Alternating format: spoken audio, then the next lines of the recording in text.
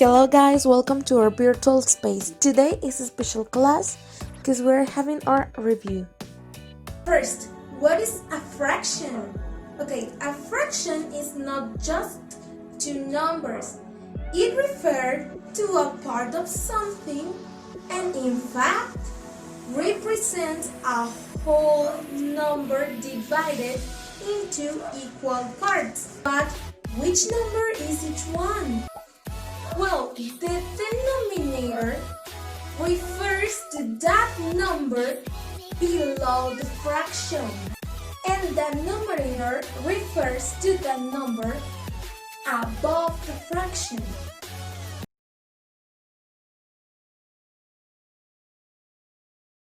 You have to know that there is a way to read a fraction, and for that you have to use ordinal numbers and the THS ending.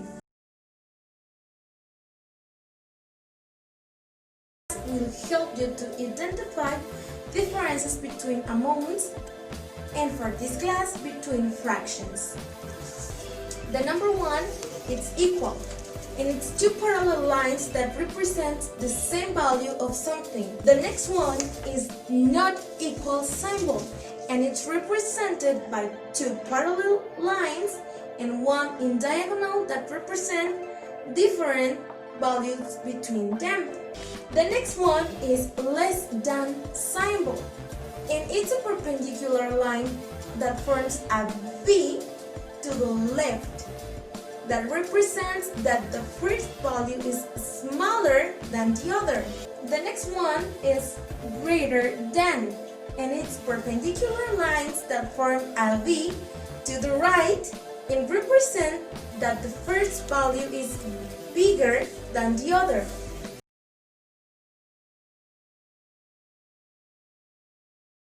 Fractions have more than one use. For that, we are going to classify fractions in three easy groups. The proper fraction, the main quality is that the numerator is less than the denominator. The next one, the second, is the improper fraction. The improper fraction, the main characteristic is that the numerator is greater than the denominator. The next one is mixed fractions. And for mixed fractions, we have both parts, a whole part and a fractional part.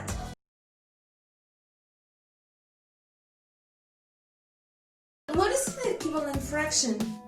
The definition is when fraction number 1 is the same as fraction number 2. It might look different, but it's the same value.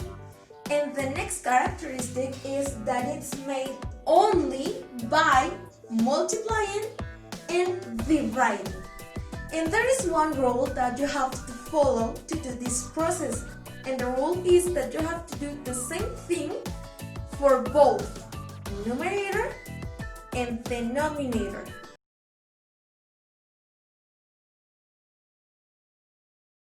To add fractions, you have to calculate with 3 easy steps. And if you don't forget these steps, you will be able to solve any fraction by adding. Step number 1. Make sure the denominators are the same. Step number 2. Add numerators over denominator. That means that you have to make the addition directly. The third step is so easy, and sometimes you will need it. If it's needed, simplify the fraction. In this case, we form a whole. So 8/8 is equal to a whole. To solve these kind of fractions with different denominators, as this example, you will need a specific method, but there are 2 methods that you can use. I'm going to show you the first option. The first option is by multiplying. Do you remember multiplying fractions? Well, you will need it for this example. If you want to add a fraction that has not equal denominators, you will do 3 steps too. the first step is that you have to do the same for both numerator and denominator. So here, my denominator that is less than 6 is this one. So I'm gonna take this and I'm gonna use the multiplying table of 2, and I make the multiplication. 2 times 2 is equal to 4. 3 times 2 it's equal to 6. So this fraction now has the same denominators, 6. So the first step is complete.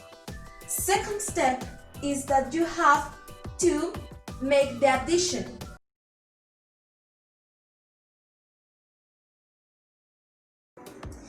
Do you remember the 3 steps to add fractions? The difference here is that the math symbol is the minus. Here, minus. So step number 1, make sure denominators are the same. Step number 2, subtract numerators over denominators. And then the step number 3. And step number 3 is to simplify if it is necessary. But what happens when you have a different denominator? We have to use the method number 2, that is the common denominator. So we have here different denominators, 2/3 and 3/5. So the step that you have to add will be in the number 1 to make denominators the same. But first, what is a common denominator? A common denominator is a method to search a number that multiplied have the same value.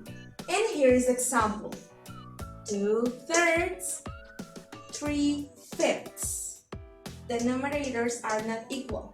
So you have to follow the 3 steps, but you have to add one more movement in the first one. For number 1, you have to multiply both numbers, numerator and denominator, times this one. So it will be 2/3 times 5. 2/3 times 5. And the next step is to do the same for the next fraction, but using this denominator. So it will be 3/5 times 3. 3/5 times 3. So you make the operation and this will give you the common denominator. 2 times 5 it's equal to 10. 3 times 5 it's equal to 15. And now 3 times 3 it's equal to 9. 5 times 3 it's equal to 15. So you already have here 15ths, okay? So you already have denominator the same using the common denominator method.